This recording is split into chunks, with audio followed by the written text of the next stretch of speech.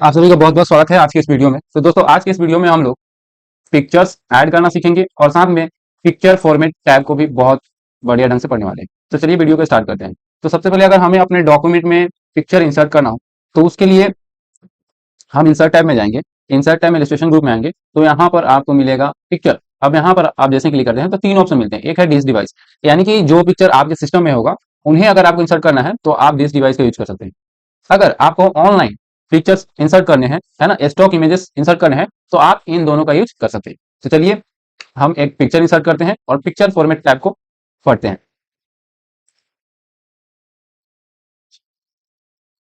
अब जैसे ही आप पिक्चर इंसर्ट करते हैं तो यहां पर आपको पिक्चर फॉर्मेट टैब खुला नजर आता है। तो दोस्तों ध्यान रहे कि अगर आप पिक्चर को सेलेक्ट करेंगे तभी वो टैब दिखेगा, अदरवाइज आपको वो विजिबल नहीं दिखेगा। जैसे ही मैंने पिक्चर पे क्लिक करा, है ना, so you can see here picture tab जो है वो यहाँ पर आपको विजिबल दिख रहा है। पिक्चर टैब में जैसे ही आते हैं तो आपको एक ग्रुप मिलता है एडजस्ट ग्रुप। एडजस्ट ग्रुप में सबसे पहले आपको मिलता है रिमूव बैकग्राउंड। आइए इसे समझते हैं क्या है। रिमूव बैकग्राउंड का मतलब ये होता है कि जैसे पिक्चर के पीछे जो उसका भी बैकग्राउंड है ना, अगर उसे रिमूव करना है तो हम इसका यूज करते हैं।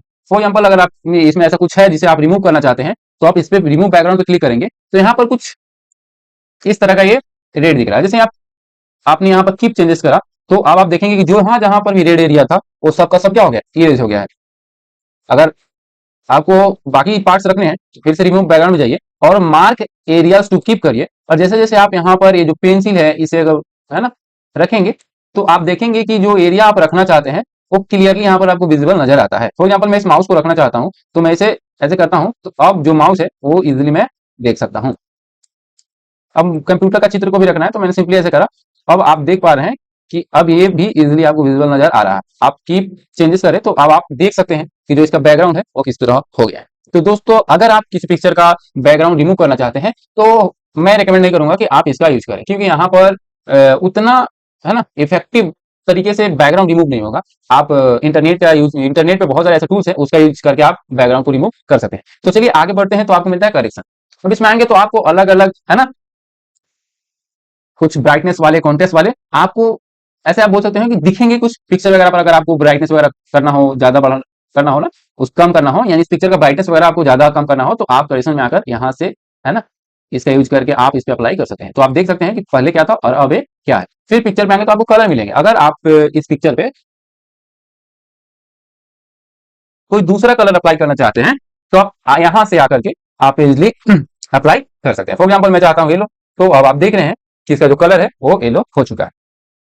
अब है आर्टिस्टिक इफेक्ट। अब ये क्या होता है दोस्तों, जैसे कि अगर आप इस पर क्लिक करते हैं तो आप देखेंगे कि, है ना, कि कुछ इस तरह से पेंसिल वगैरह बनाए हुए हैं, अलग अलग आपको इफेक्ट्स नजर आ रहे हैं। तो इन्हीं को बोलते हैं हम लोग आर्टिस्टिक इफेक्ट्स। जैसे कि अगर ऐसा रखना है तो ठीक है, ऐसे वगैरह आप ऐसा अगर ब्लर वगैरह जो भी इफेक्ट्स है अगर देना है आप यहाँ आकर के इजिली दे सकते हैं। अब है ट्रांसपेरेंसी। अब ट्रांसपेरेंसी क्या होता है, यानी कि जो पिक्चर है कितना दिखना चाहिए वो हम यहाँ से सेट कर सकते हैं। फॉर एग्जाम्पल बहुत कम दिखना चाहिए तो जैसे ही मैंने ट्रांसपेरेंसी इसकी 95% करी तो अब जो इसकी क्लैरिटी है, इसकी जो, है ना, विजिबल जो थी है वो आपको बहुत कम दिख रहा है। आप धीरे धीरे से आएंगे तो आपको यहाँ पर नजर आएगा कि ट्रांसपेरेंसी क्या होता है। अब कंप्रेस पिक्चर्स क्या होता है, तो इसको मैं समझाने के लिए सिंपली ये कहूंगा आपको कि जैसे मान लीजिए कोई पिक्चर है जिसका जो साइज है वो 4 MB का है और अगर आप कंप्रेस पिक्चर करते हैं तो मे बी उसका जो साइज है वो क्या हो, रिड्यूस हो सकता है ना। अगर आपको अपने डॉक्यूमेंट में पिक्चर का जो भी साइज है वो ज्यादा है ना, तो आप कंप्रेस का यूज करके इजिली उसका जो साइज है उसे आप कम कर सकते हैं।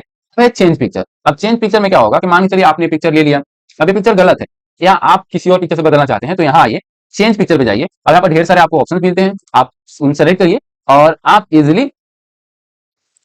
इंसर्ट कर सकते हैं। नाउ यू कैन सी कि मैंने पिक्चर को इंसर्ट कर लिया। अब है रिसेट पिक्चर। रिसेट पिक्चर में आपको दो ऑप्शन मिलते हैं, एक है रिसेट पिक्चर और एक आपको मिलता है रिसेट पिक्चर एट साइज। जैसे आपने इसको कंप्रेस करा होगा तो निश्चित सी बात है इसकी जो साइज है वो भी कम बेसिक हुआ होगा। तो आप इसे रिसेट करना चाहते हैं तो जैसे आप क्लिक करेंगे रिसेट पे और साइज वगैरह भी कम कर रहेंगे तो यहाँ पर आपको विजुअल सही से दिखेगा। चलिए अब आप आइएगा तो आपको नेक्स्ट ग्रुप मिलता है जो है कि पिक्चर स्टाइल। अब दोस्तों ये पिक्चर स्टाइल क्या है, जैसे मैंने ये पिक्चर ले लिया, अब मुझे इस पे अलग अलग स्टाइल अप्लाई करना है जो कि आपको यहाँ प्रीव्यू में दिखेगा, है ना, कि ऐसे कोई भी स्टाइल अगर अप्लाई करना है तो आप पिक्चर फॉर्मेट के स्टाइल्स ग्रुप से यहाँ से इजिली कर सकते हैं। अब है पिक्चर बॉर्डर। पिक्चर बॉर्डर यानी कि जो आपको ब्लैक कलर दिख रहा है ये इसका क्या है, बॉर्डर है। इसे अगर आपको कलर चेंज करना है तो पिक्चर फॉर्मेट में जाइए, जैसे पिक्चर बॉर्डर में आइएगा आप इजिली यहाँ से इसका जो बॉर्डर वगैरह का कलर जो है वो इजिली चेंज कर सकते हैं। अब है पिक्चर इफेक्ट, यानी अब पिक्चर पे आपको कोई इफेक्ट लगाना है, फॉर एग्जाम्पल प्रीसेट लगाने हैं, शेडो लगाने हैं, रिफ्लेक्शन, ग्लो होगा, विवेल थ्रेड इलस्ट्रेशन कुछ भी लगाना है तो आप यहाँ से इजिली लगा सकते हैं। जैसे कि यहाँ पर दिख रहा है आपको, फिर मैं पिक्चर स्टाइल में आऊँ तो मैं ग्लो कराना चाहता हूँ, तो आप देखेंगे कि ये है ना पिक्चर है ना ग्लो में इफेक्ट में नजर आ रहा है। रिफ्लेक्शन में आएंगे तो आप यहाँ पर देखेंगे कि है ना पिक्चर्स क्या है, अलग अलग आपको दिख रहे हैं। आप शेडो में आएंगे तो आपको ढेर सारा यहाँ पर मिलेगा, जो कि आपको सीधे है नीचे की तरफ दिख रहा है। तो आइए, अब डिपेंड करता है कि आप जब अपने डॉक्यूमेंट बनाएंगे तो आप वहां पर कौन सा शेडो वगैरह देना चाहते हैं। तो ये काफी मजेदार होता है, जो कि आपके डॉक्यूमेंट को मतलब बहुत ही क्या कहता है, वो बोलते हैं ना प्रोफेशनल लुकिंग वाला डॉक्यूमेंट तैयार करके देता है। तो आप जब भी अपने कोई पिक्चर लगाए तो वहां पर इन सब का यूज करना ना भूलें। उसके बाद आपको मिलता है पिक्चर लेयर। फॉर एग्जाम्पल आपको इस पिक्चर से कुछ रिलेट करना हो तो आप इसको ऐड कर सकते हैं। जैसे मुझे यहाँ पे लिखना है keyboard, so I can write, फिर आपको कोई और पॉइंट ऐड करना है तो आप इजीली यहाँ से ढेर सारा है जो है चीजें वो आप ऐड कर सकते हैं। इनको हम पूरे डिटेल से कब पढ़ेंगे, जब हम इंसर्ट टाइम में स्मार्ट आर्ट को पढ़ेंगे, है ना, तो हम इन सबको समझेंगे कि हाँ इनका यूज कैसे करना है। तो आप यहाँ पर इजीली है ना अलग अलग चीजें आप ऐड कर सकते हैं, और उन सब का पिक्चर भी आप इजीली यहाँ पर है ना ऐड कर सकते हैं। तो चलिए आइए आगे बढ़ते हैं। चलिए, तो पिक्चर फॉर्मेट में फिर आपको मिलता है ऑल टेक्स्ट। ऑल टेक्स्ट क्या होता है, तो सिंपली ऐसे समझे कि मान के चलो कि आपको इस पिक्चर के बारे में कुछ इन्फॉर्मेशन देना हो, यानी इस पिक्चर के बारे में डिटेल इन्फॉर्मेशन देना है या कुछ भी रिलेवेंट इन्फॉर्मेशन देना हो, तो आप इस ऑल टेक्स्ट का यूज करके आप इजीली यहाँ पर दे सकते हैं। अब है पोजीशन। पोजीशन क्या होता है, तो आपको मैं बता दूं, जैसे मैं यहाँ से इसे हटा दे रहा हूँ, थोड़ा सा इफेक्ट वगैरह इसका जो है इसे छोटा करूंगा तो आप समझ जाएंगे कि क्या है। अगर आप देखेंगे तो इस पिक्चर का जो पोजीशन है वो कहाँ है, तो ये डॉक्यूमेंट के है ना लेफ्ट में है, और लेफ्ट में कहाँ है, तो टॉप में है। उसी तरह अगर आप इसको मिडल में करना चाहते हैं तो आप मिडल कर सकते हैं, अगर आप इसको नीचे रखना चाहते हैं बॉटम में तो आप बॉटम लेफ्ट करके यूज कर सकते हैं। तो आप यहाँ से इस पिक्चर का स्टाइल वगैरह इजीली है ना, यानी इसका पोजीशन इजीली सेट कर सकते हैं। अब रैप टेक्स्ट। अब रैप टेक्स्ट क्या होता है, तो फिलहाल आप इतना समझिए कि अगर मैं इस पिक्चर को मूव करूं तो ये पिक्चर मूव हो रहा है क्योंकि मैंने इसका पोजीशन चेंज करा है। तो रैप टेक्स्ट क्या होता है कि जब भी आप पिक्चर वगैरह लेते हैं तो मूव नहीं होगा, तो उसके लिए हम क्या करते हैं, इनका यूज करते हैं। जैसे अगर मान चलो यहाँ पर मैं कुछ लिख दे रहा हूँ फॉर एग्जाम्पल, ठीक है, अब मैं चाहता हूं कि जो पिक्चर में है ना यहाँ पे लगाया हूँ ये टेक्स्ट के है ना पीछे चला जाए, तो मैं पिक्चर फॉर्मेट में जाऊंगा, रैप टेक्स्ट में जाऊंगा, और जैसे ही मैं बिहाइंड टेक्स्ट करूंगा तो आप देख रहे हैं कि जो पिक्चर है वो कहाँ चला गया है, इसके पीछे चला गया है।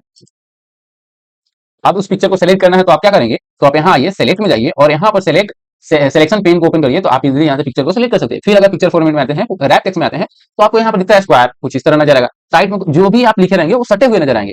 थ्रू ऐसा है, टॉप एंड बॉटम कुछ ऐसा है ना, इन फ्रंट ऑफ टेक्स्ट आगे होगा, है ना, बिहाइंड टेक्स्ट पीछे होगा। आप इजिली यहाँ से इसको क्या कर सकते हैं, सेट कर सकते हैं। आप कहीं पर भी इसको इजिली रख सकते हैं। अब है bring forward and back forward. Simple सा है कि फॉर एग्जाम्पल मैं यहाँ पे एक शेप इंसर्ट कर लेता हूँ आपको दिखाने के लिए, तो आप देखेंगे कि जो पिक्चर है ना, इसके पीछे चला गया है। तो मैं क्या करूंगा, पिक्चर को सेलेक्ट करके अगर आगे लाना है तो यहाँ पिक्चर पर में जाऊंगा, ब्रिंग फॉरवर्ड में जाऊंगा और ब्रिंग टू फ्रंट कर दूंगा। अब आप देखेंगे कि ये इजिली आ गया है। मान के चलिए कि आपने इसे है ना टेक्स्ट के पीछे भेज दिया, फॉर मैं बिहाइंड टेक्स्ट करता हूँ, तो अगर मुझे लाना है तो मैं यहाँ पर आऊंगा, है ना, ब्रिंग फॉरवर्ड, और आप यहाँ पे देखेंगे bring in front of text, तो आप यहाँ से भी इजिली से मंगा सकते हैं। अब अगर आपको इसके पीछे करना है तो सेंड बैकवर्ड का यूज करिए, है ना, तो ये पीछे चला जाएगा। अगर आपको टेक्स्ट के पीछे भेजना है तो सेंड बिहाइंड टेक्स्ट करिए, आप इजीली क्या कर सकते हैं, भेज सकते हैं। अब सिलेक्शन पेन क्या होता है कि मान के चलो कि आपने यहाँ पर बहुत सारे शेप्स वगैरह इंसर्ट कर रखे हैं, है ना, तो सबको सेलेक्ट करना होगा, तो मान के चलिए वो छुप गया। फॉर एग्जाम्पल यहाँ पर अगर मैं करूँ तो मेरा पिक्चर छुपा हुआ है, तो मैं इसे सेलेक्ट नहीं कर पा रहा हूँ, तो मैं सिलेक्शन पेन में जाऊंगा और यहाँ से उस पिक्चर को इजीली सेलेक्ट कर सकता हूँ। अब है एलाइन। एलाइन भी बहुत ही मजेदार चीज है। फॉर एग्जाम्पल अगर मैं यहाँ पर एक शेप इंसर्ट करता हूँ, है ना, ठीक है, तो मैं यहाँ पे आता हूँ तो लाइन में मुझे मिलता है लेफ्ट, यानी कि अभी जो इसका अलाइनमेंट होगा लेफ्ट होगा। अगर मैं उसे सेंटर करूंगा तो सेंटर में होगा, और राइट करूंगा तो राइट में, और उसी तरह टॉप करूंगा तो ऊपर में होगा, अगर उसे मिडिल करूंगा तो मिडिल, और बॉटम करूंगा बॉटम। तो इसका जो भी अलाइनमेंट है आप इजिली यहाँ से सेट कर सकते हो। अब है ग्रुप। अब ग्रुप क्या होता है, फॉर एग्जाम्पल मैं यहाँ पर एक दो शेप और इंसर्ट कर लेता हूँ, और मैं चाहता हूँ कि इन तीनों का एक ग्रुप बना दिया जाए, ठीक है, तो मैं शिफ्ट के साथ इन सबको प्रेस करूंगा और ग्रुप में जाऊंगा और यहाँ से इसको ग्रुप कर दूंगा, तो आप देखेंगे कि इनका एक ग्रुप बन के तैयार हो गया है। अब अगर आप इसको मूव करेंगे तो एक साथ ही ये मूव होंगे। अब है रोटेट। फॉर एग्जाम्पल आप इसको रोटेट करना है तो आप इजिली यहाँ से रोटेट वगैरह कर सकते हैं। इससे ज्यादा करना है तो मोर रोटेशन में आइए, आप यहाँ पर वैल्यू को इंटर करके है ना इजिली उसे रोटेट भी कर सकते हैं। चलिए, अब है हाइट एंड विड्थ। अगर मान के चलो कि ये जो आपका ओवल है इसकी हाइट बढ़ानी है तो आप इजिली यहाँ से क्या कर सकते हो, इंक्रीज कर सकते हो। अगर इसकी विड्थ बढ़ानी है तो आप इजिली यहाँ से क्या कर सकते हो, है ना, हाइट और विड्थ को बढ़ा सकते हो। तो आज के लिए इस वीडियो में इतना ही। उम्मीद है कि आप कुछ कुछ ना कुछ नया सीखे ही होंगे। तो मिलते हैं फिर अगले नेक्स्ट वीडियो में, जहां हम लोग सीखेंगे कि शेप इंसर्ट कैसे करते हैं और शेप से जुड़े जो टैब है, शेप फॉर्मेट में जितने भी टूल्स हैं, है ना, ऑप्शंस हैं, इनको बहुत ही डिटेल से पढ़ने वाले हैं। तो चलिए मिलते हैं नेक्स्ट वीडियो में, तब तक के लिए बहुत बहुत धन्यवाद और शुक्रिया।